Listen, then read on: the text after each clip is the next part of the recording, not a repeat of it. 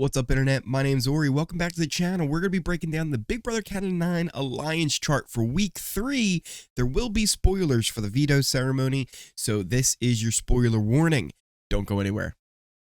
Make sure you hit that subscribe button because this video is for subscribers only. And it's all free. Free, you heard me. You do not want to miss this.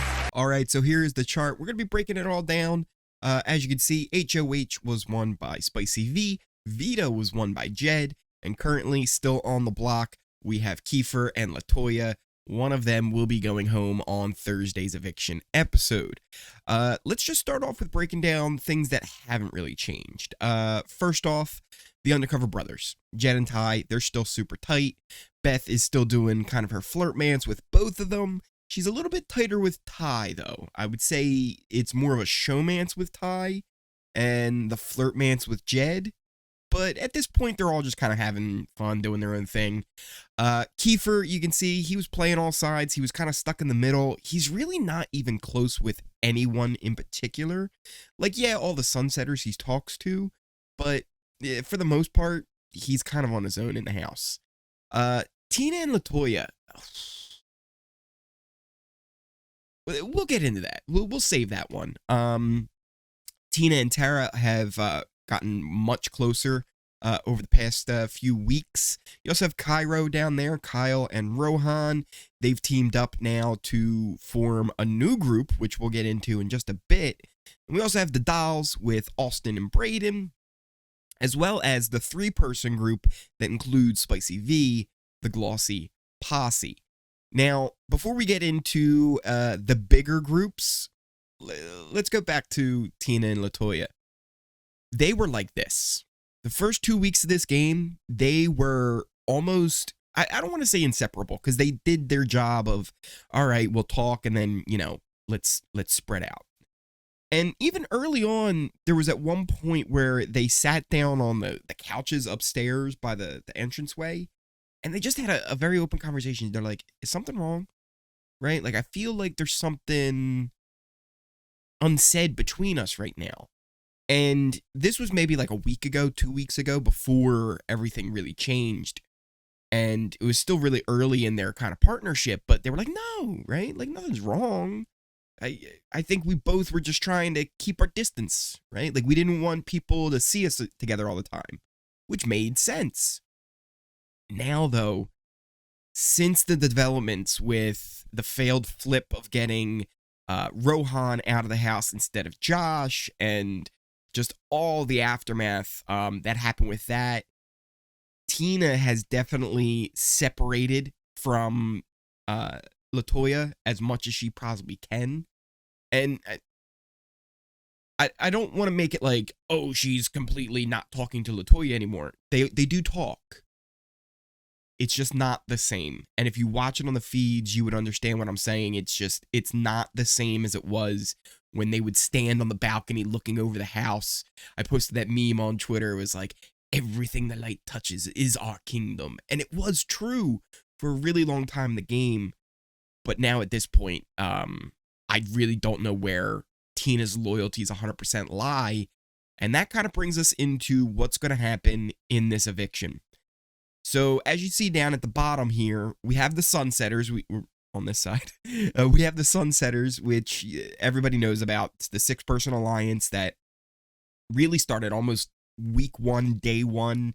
I don't know 100% when it started since we didn't have the feeds, but this is that six-person alliance that really has been dominating the house until now. And once they failed with that Rohan flip, things started to go downhill. So immediately after the eviction, we saw in Monday's episode everything that led up to it, on how Kiefer didn't even know what the actual vote was until he was sitting on the couch, right? And we saw the scramble that was happening with Big Brother literally giving a countdown.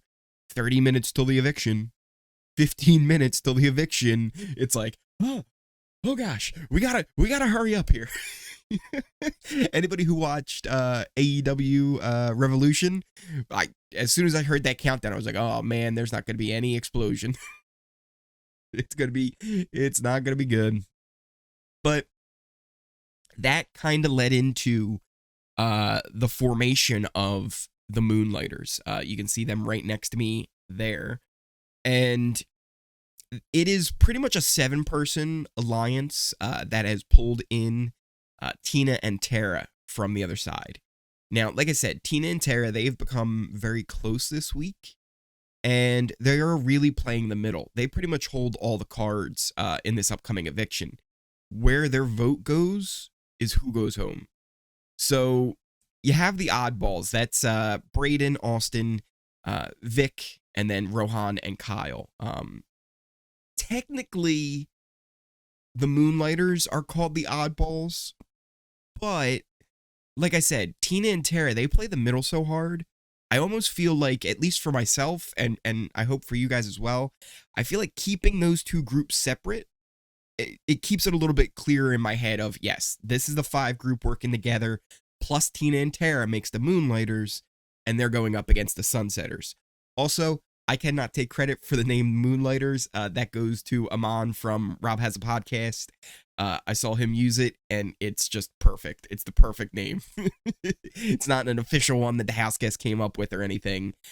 I just think it's perfect. And again, it all comes down to where Tina and Tara's vote goes. The way I see it this Thursday, it's either going to be a 7-3 vote to evict LaToya, and kind of a blind side to Beth, Jed, and Ty, or it's going to end up being a 6-4 vote with Tina and Tara going over the Sunsetters, keeping LaToya, sending Kiefer home. Now, if you were to ask any of the Sunsetters, like Jed, Ty, LaToya, Beth, even Kiefer, they are all under the assumption that Kiefer is going home this week and that LaToya will be staying.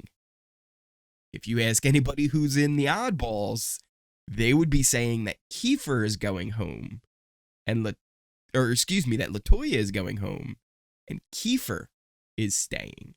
So either way, half of this house will be blindsided on Thursday. I just don't know 100% which half it will be. And again, it all comes down to Tina and Tara. Wherever their votes go, that's who goes home. It's as simple as that. I hope you guys enjoyed that alliance breakdown, maybe filled you in on a lot of what's been going on inside the house. We will see on Wednesday's episode, hopefully the fights that happened post-nominations and pre-veto. And then on Thursday, we will see who will be the 3rd person to be evicted from the Big Brother Canada 9 house. Sadly, I think it might be LaToya. We'll see. If you like this video, hit that like button. Again, if you're new here, hit that subscribe button so you never miss a video, you never miss a stream. I will be streaming live for every Thursday's live eviction episode, so make sure you are subscribed for that. As always, expect the unexpected, and I will see you next time.